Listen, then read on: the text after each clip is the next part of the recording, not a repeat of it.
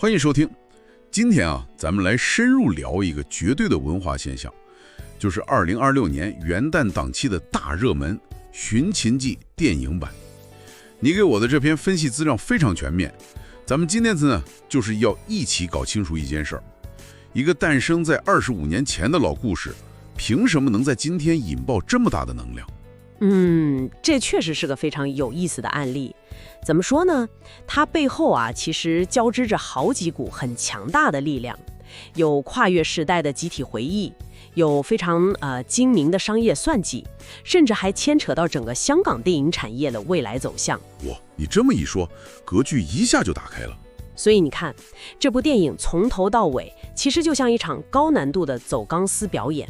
钢丝的一边是25年沉甸甸的情怀，另一边呢？另一边就是2026年残酷的市场现实。我们接下来要聊的就是他在这根钢丝上哪些步子走得漂亮，又在哪些地方差点摔下来。这个比喻有意思。那我们先来看看他走的最漂亮的地方——票房。我看到资料里这组数据的时候，说实话真的惊到了，是很惊人。在香港首日票房就超过1130万港元，直接破了本地电影的开画记录。然后港澳两地首周加起来超过4500万，马来西亚也是冠军。尤其是在内地市场，3天票房就破亿了。对，大陆3天破亿这个数字，我们得放进当时的环境里看才有意思。哦，怎么说？你要知道那个档期竞争有多激烈，前面有好莱坞的顶级大片堵着，后面有国产的动画大片追着，它等于是被夹在中间的，夹缝中求生存呐。就是在这样的挤压下，一部主打粤语区情怀的港片还能抢到这么大的市场份额，说明它的情怀牌是真的打穿了核心受众圈层。所以资料里用情怀黑马这个词来定义它，确实很贴切。我觉得说它精准，是因为这个词儿点出了这种成功模式的那个不可复制性。这不是靠营销砸钱就能砸出来的，它是靠整整25年的时间，在几代观众心里慢慢发酵出来的。时间的沉淀。对，所以别的电影想学都学不来，因为它没有那25年的前史，这才是它最核心的壁垒。哇，当这些名字重新聚在一起，对很多像你我这样当年追过剧的人来说，感觉就像是赴一场青春的约会。这绝对是它票房的定海神针。但这也是一把双刃剑，不是吗？毕竟25年过去了，演员的外形状态都变了，强行让他们去延续当年的角色，会不会反而让一些老观众觉得物是人非，破坏了心里那份美好的回忆？你这问题问到点子上了，这恰恰是所有经典 IP 重启时面临的一个生死抉择，是讨好老粉丝还是吸引新观众？你讨好老粉，新观众可能看不懂；你完全服务新观众，老粉又会骂你毁经典。对，太难了。但寻亲界最聪明的地方就是他给出的答案，资料里那个词儿叫重启而非复制。对，他的故事发生在电视剧结局的20年后。就是这个20年后，你看这步棋走得多高明。他用一个20年后的故事，等于是在告诉所有老粉丝，你们的青春没有白等，我们接着讲。这就保住了情怀的核心。让大家觉得有延续性。同时他又引入了新的穿越者和新的危机，告诉那些没看过原作的新观众，就算你不了解过去，这本身也是一个完整独立的冒险故事。他没有选择要么 A 要么 B， 而是创造了一个既 A 又 B 的局面。所以他在用故事的设定来化解这对核心矛盾，而且在制作上他也想跟上这个时代。我注意到资料里提到，这部电影融合了古装武侠、科幻穿越，还有大规模的战斗场面，而且还特意请了洪金宝的团队来做动作指导。对，提到这个，很多人可能觉得只是个噱头，但它真的有那么重要吗？这不只是个噱头了，它是一个信号。提到洪金宝团队，就意味着这部电影的动作设计不会是现在流行的那种快剪辑特效流的打法，而是有香港武打片黄金时代那种硬桥硬马、拳拳到肉的真功夫底子在里面。这对老观众来说，看到的不仅是打斗，更是对一个时代风格的回味。我明白了。所以你看，他在用新故事吸引新观众的同时，也在用这种旧味道来满足老观众。这个平衡玩得非常小心。这个平衡点听起来很理想，但在现实中是很难完美做到的，对吧？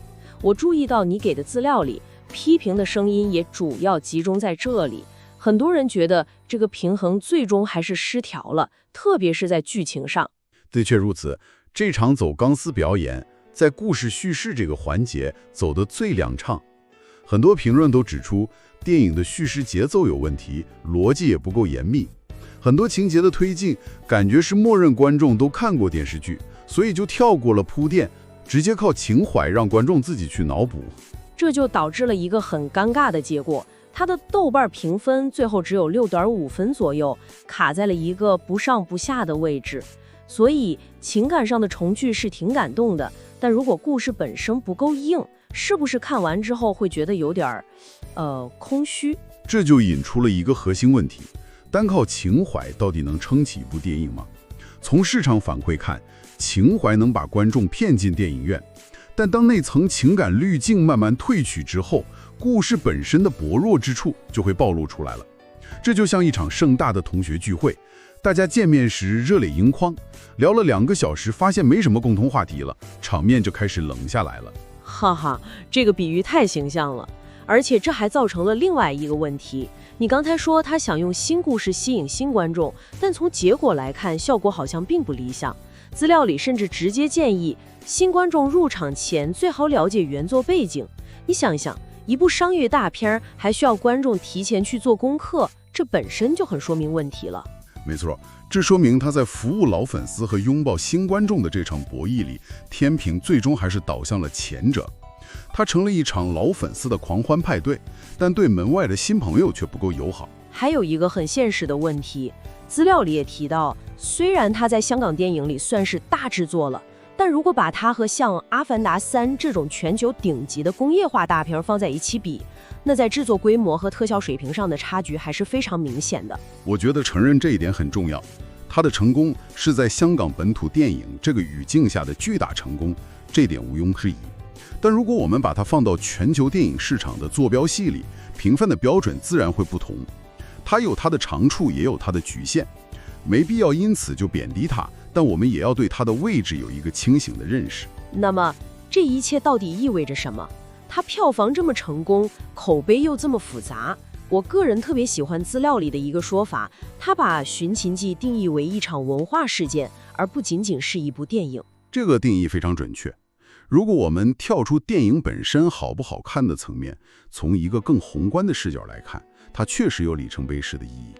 它最大的成功可能并不是电影本身有多完美，而是它向整个市场证明了一件事：一个经典的本土 IP 在经历了25年的时间沉淀后，依然有强大的生命力。好像是在说我们的集体记忆是有价值的，不仅仅是有价值，而且是巨大的商业价值。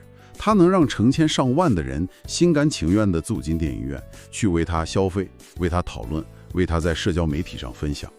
更重要的是，它甚至能让很多00后的年轻人因为这部电影反过头去重新认识这个25年前的故事。这是一种非常罕见的跨越时代的集体记忆重塑。